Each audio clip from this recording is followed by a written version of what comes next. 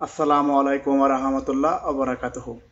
পরম করুণাময় আল্লাহর নামে শুরু করছি, যিনি আমাদেরকে সৃষ্টি করেছেন। Voice of Abdullah official channel থেকে আব্দুল্লাহ বলতেছি। পৃথিবীর যেখান থেকে আমার চ্যানেলে যুক্ত হয়েছেন সবাইকে স্বাগত। আপনারা বর্তমানে বাংলাদেশে যে অবস্থান করছেন, আপনারা জমিনে আপনারা দেখতেছেন যে বাংলাদেশের যে ঢাকা শহর, ময়মনসিংহ, খুলনা, যশোর, চট্টগ্রাম, এই যে বড় বড় শহরগুলোতে যে দাঙ্গা হাঙ্গামা, স্কুল কলেজ, শিক্ষা প্রতিষ্ঠান, আইন আদালত, বিচারালয়, মন্ত্রণালয়, সকল শাখা প্রশাখাতে আপনারা নিজের দায়িত্ব নিজে নিয়ে যেভাবে বয়োজ্যেষ্ঠ মানুষদের হাত থেকে কলম খাতা জীবনের ইতিহাস আপনারা কেড়ে নিয়েছেন, সেটা আপনারা শিখিয়েছেন। এই শিখিয়ে দিয়ে আজ আপনারা বর্তমানে বাংলাদেশে সুখে থাকবেন, এটি কিন্তু কখনোই আশা করা যায় না। জোর জবরদস্তি মানুষকে যেভাবে হেনস্থা স্বীকার করে আজ আপনারা এই ওভারমিট মানুষের সাথে ব্যবহার করছেন, সেটি কিন্তু আপনারাই শিকার হয়ে যাবেন। অলরেডি একের পর এক সমন্বয়করা গণপিটুনি কাটছে এবং দেশের মানুষ তা দেখতে পাচ্ছে। বর্তমানে পুলিশ যেভাবে দেশের মানুষের যে শান্তি শৃঙ্খলা ফিরিয়ে আনবে, পুলিশ কোনো কিছু বলতে চাইলেই পুলিশের চাকরি চলে যায়, পুলিশ সেখানে কোনো কিছু করতে পারছে না। তাই বাংলাদেশে মানুষের যে নীতি, সেটি কিন্তু দিন দিন বিলুপ্তি পাচ্ছে। মানুষের যে প্রতিদিনের যে নিত্যদিনের সঙ্গী, যে একটি আশা ভরসা, সেগুলা মানুষ ব্যাহত হচ্ছে, মানুষ ধ্বংস হয়ে যাচ্ছে। এত মারামারি, এত কাটাকাটি এই অভ্যন্তরীণ একটি দেশের ভিতরে এই পৃথিবীতে বর্তমানে কিন্তু কোনো দেশে এরকম নেই। আপনি এটা বলতে পারবেন বাংলাদেশের যে এমন হতে পারে একটি দেশ আরেকটি দেশের সাথে যুদ্ধ, ইসরায়েল ফিলিস্তিন যুদ্ধ, ইউক্রেন রাশিয়া যুদ্ধ, কিন্তু আমাদের বাংলাদেশে নিজেরা নিজেদের মধ্যে দিয়ে যেভাবে যুদ্ধ হচ্ছে, যেভাবে এই গৃহযুদ্ধ চলছে, এটির শেষ কোথায়? সরকারের পক্ষ থেকে কোনো ধরনের একটি নীতি নির্ধারণ, সুস্পষ্ট রোডম্যাপ পাওয়া যায় না। কিভাবে পাওয়া যাবে? এই সরকার হচ্ছে অন্তর্বর্তীকালীন অবৈধ সরকার গঠিত। বিভিন্ন রাজনৈতিক দলগুলোর মধ্যে দাঙ্গা হাঙ্গামা লেগে আছে।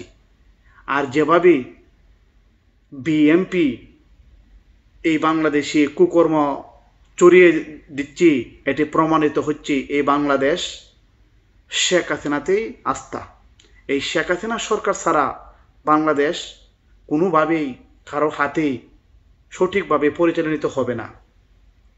পুলিশ যদি কোনো কিছু বলে, পুলিশকে আইনের হাতে এবং কি জেল হাজতে দিয়ে দিচ্ছে।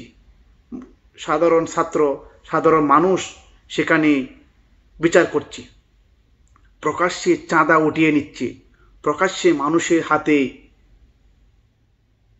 কোন অস্ত্র ধরিয়ে দিয়ে তারা দেশে রাজত্ব করছে। এই নিরীহ মানুষদের আস্থা কোথায়?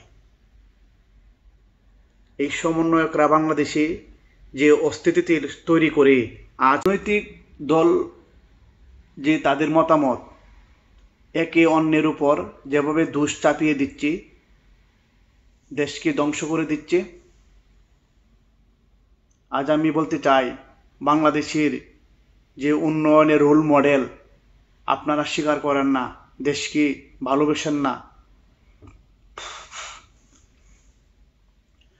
বাংলাদেশের বর্তমান যে পরিবেশ পরিস্থিতি, যে সরকার বর্তমানে বাংলাদেশে পরিচালনা করছে, বিগত 50 বছরেও এরকম পরিবেশ পরিস্থিতি হয় নাই। এই বাংলাদেশ এরশাদ পরিচালনা করেছে, বিএনপি পরিচালনা করেছে, বিভিন্ন দলের যে আস্থা এই দেশের মধ্যে ছিল। কিন্তু বর্তমান এই 6 মাসে যে অন্তর্বর্তীকালীন অবৈধ সরকার যেভাবে এই দেশকে ধ্বংস করছে, এটি অত্যন্ত ন্যাক্কারজনক এবং ইতিহাস সর্জিত হয়ে যাবে। তারা এই দেশকে যেভাবে পরিচালনা করছে, অত্যন্ত ঘৃণিত চোখে দেখা যাচ্ছে। তারা ব্যর্থ হচ্ছে। এই 6 মাসে কি সংস্কার হয়েছে?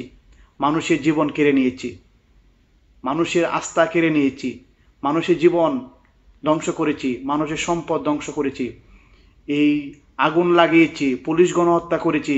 এই দেশকে তারা একের পর এক মাস্টার প্ল্যান করে দেশের উপর চাপিয়ে দিয়েছে এই সমন্বয়কের দল। বাংলাদেশে এখন থেকে আর কোনো প্রতিরোধ নয়, এখন থেকে শুরু হবে প্রতিবাদ। তাই এই প্রতিবাদকে আপনারা শক্তিশালী করুন, দেশকে ভালোবাসুন, দেশের মানুষের পাশে দাঁড়ান। এই পর্যায়ে আপনাদের যে শক্তি সেটিকে তৈরি করতে হবে। মানুষের জনমত যদি আপনার পাশে থাকে, তাহলে আপনি এই বাংলাদেশের একটি শান্তিময় দেশ ফিরে পাবেন। যারা বিগত দিনে বা বিগত সময়ে যে সমস্ত মানুষের পাশে থেকেও মানুষের সাথে অন্যায় করেছেন, তাদের পাশে এসে দুঃখ স্মৃতি ভুলে গিয়ে নতুন করে প্রতিশ্রুতি দিয়ে তাদেরকে ঘরে ফিরিয়ে আনেন। আপনারা দেশকে শাসন করুন, দেশকে ভালোবাসুন, দেশের প্রতি অবিচার না করে, দেশের মানুষের প্রতি অবিচার না করে সেই প্রতিশ্রুতি দিয়ে আপনারা আজ নতুন করে প্রতিশ্রুতি নিয়ে দেশকে ভালোবাসুন, এগিয়ে যান।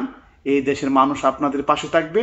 আপনাদের এই শুভকামনায় রেখে আজ আমি বিদায় নিচ্ছি। দেখা হবে পরের কোনো ভিডিওতে ইনশাল্লাহ। আসসালামু আলাইকুম ওয়া রাহমাতুল্লাহি ওয়া বারাকাতুহু।